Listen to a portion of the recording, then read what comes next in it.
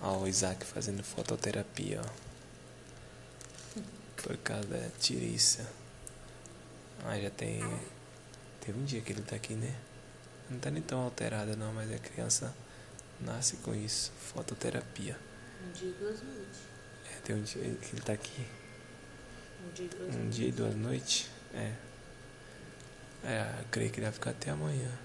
Tem que ficar vedado, ó. Criancinha com tiriça tem que ficar assim. O olho dele tá amarelo, mas ele não tá tão amarelo não.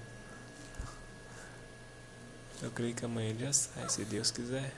Com saúde, né, Isaac?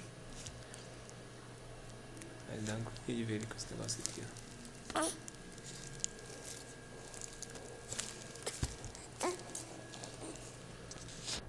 Isso chama-se fototerapia, ó. São as lâmpadas. Fica ligado, isso aqui fica fechado.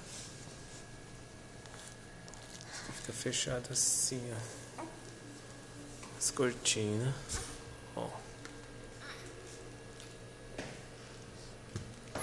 Só que ele já tá até colocando até o pé pra fora. Valeu. Espero ele se recuperar, se Deus quiser. Pezão, o pé dele não tá nem amarelo, mas não dá pra ver porque a luz é muito forte.